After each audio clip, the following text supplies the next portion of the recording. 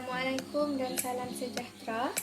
Saya Dayang Nur Atika binti Awang Salehal Bahar yang merupakan pelajar Upper Six A3 SMK Meradong.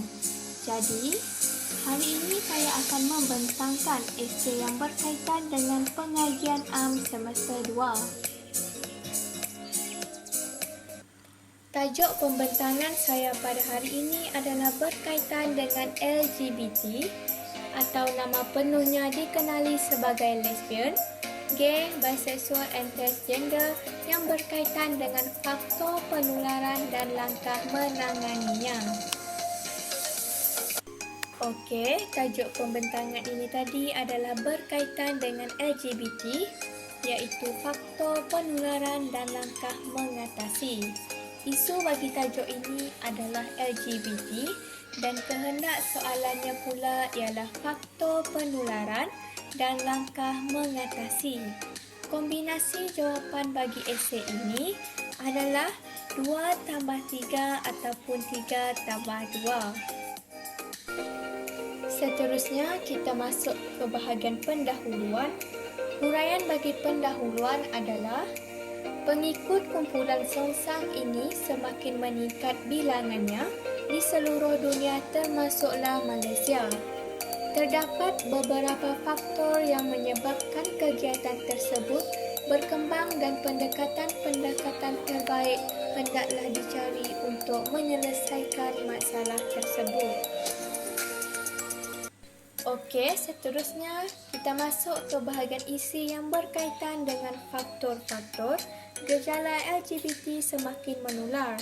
Terdapat 5 isi yang berkaitan dengan faktor-faktor ini. Yang pertamanya adalah pengaruh media massa.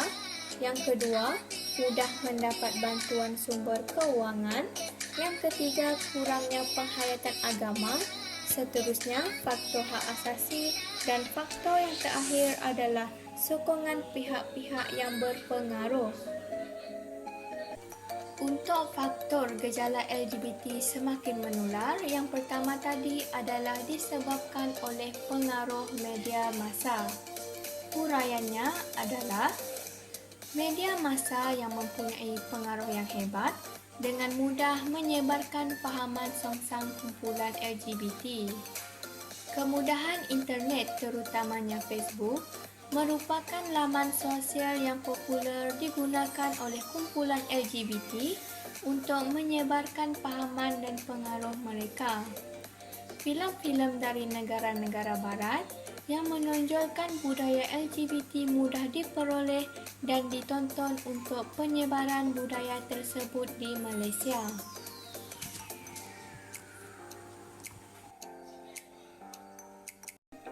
Okey, faktor gejala LGBT semakin menular.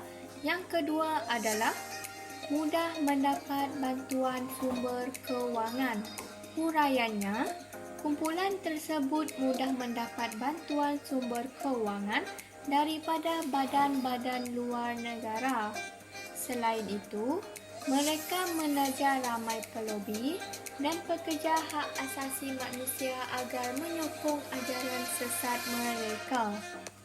Banyak juga ahli akademik Islam dan Kristian yang menjadi alat mereka untuk menyebarkan pengaruh sesat mereka.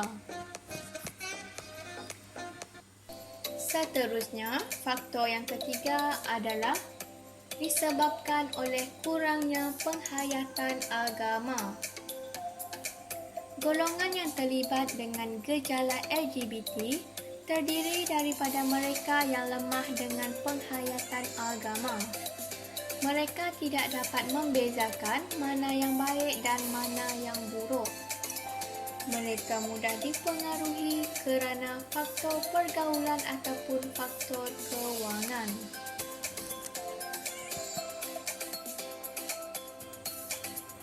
Faktor gejala LGBT semakin menular yang keempat pula adalah disebabkan oleh faktor hak asasi. Huraiannya, kumpulan tersebut menggunakan isu hak asasi untuk menghalalkan pergerakan mereka. Jadi, dengan adanya hak asasi tersebut, kita akan dianggap sebagai homofobia sekiranya menentang atau memandang serong pergerakan mereka.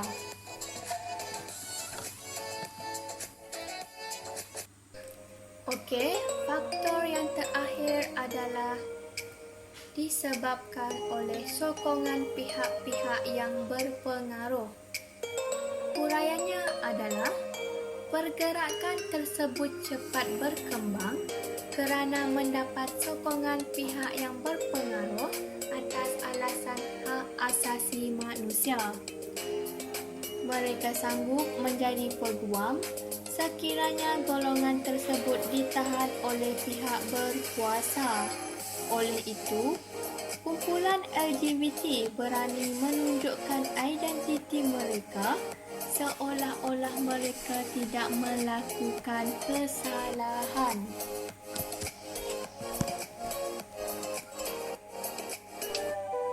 Seterusnya, kita masuk ke bahagian isi yang berkaitan dengan langkah untuk menangani gejala LGBT.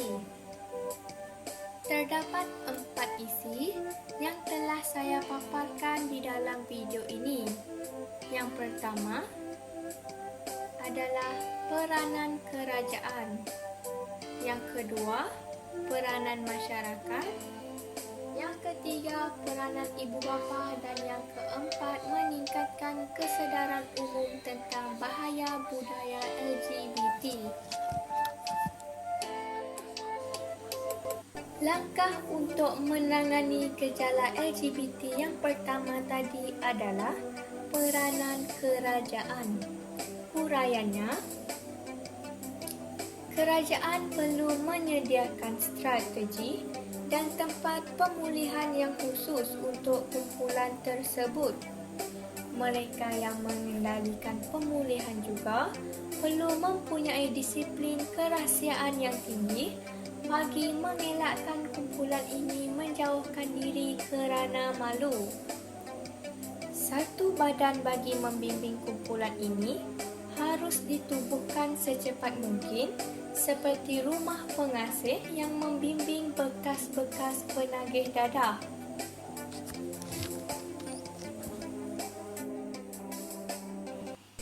Selain itu, peranan masyarakat juga merupakan langkah untuk menangani gejala LGBT. Huraiannya adalah semua pihak perlu mewujudkan mekanisme dengan pelan perancangan yang rapi dalam memulihkan kumpulan LGBT. Bimbingan kaunseling dan psikologi perlu ditawarkan secara percuma untuk memulihkan kumpulan LGBT.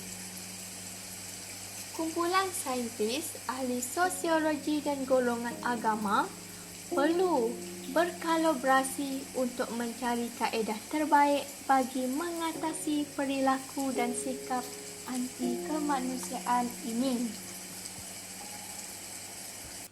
Seterusnya, langkah untuk menangani gejala LGBT adalah peranan ibu bapa. Pihak ibu bapa hendaklah mengawasi tingkah laku anak-anak mereka supaya mereka tidak terpengaruh dengan gejala tersebut. Selain itu, ibu bapa haruslah memberi bimbingan agama yang berterusan supaya anak-anak mereka sentiasa tahu membezakan mana yang baik dan mana yang buruk. Ibu bapa hendaklah meluangkan masa dengan anak-anak untuk mendengar masalah mereka supaya mereka tidak merujuk kepada rakan-rakan mereka apabila menghadapi masalah. Okey, langkah yang terakhir untuk menangani gejala LGBT adalah meningkatkan kesedaran umum tentang bahaya budaya LGBT. Huraiannya, pihak kerajaan hendaklah bekerjasama dengan media massa untuk menjelaskan secara terperinci tentang kegiatan LGBT akan membawa keburukan kepada masyarakat dan negara melalui kempen yang berkesan dan menyeluruh. Selain itu, pihak sekolah dan guru-guru hendaklah sentiasa memberi nasihat kepada pelajar-pelajar tentang kesan negatif LGBT.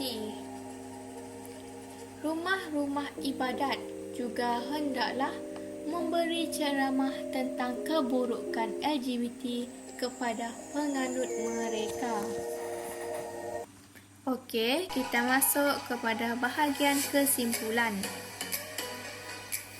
Kesimpulannya, semua pihak hendaklah bekerjasama bagi menangani kegiatan LGBT. Tidak ada gunanya sekiranya Malaysia menjadi negara maju tetapi rakyatnya rosak akhlak.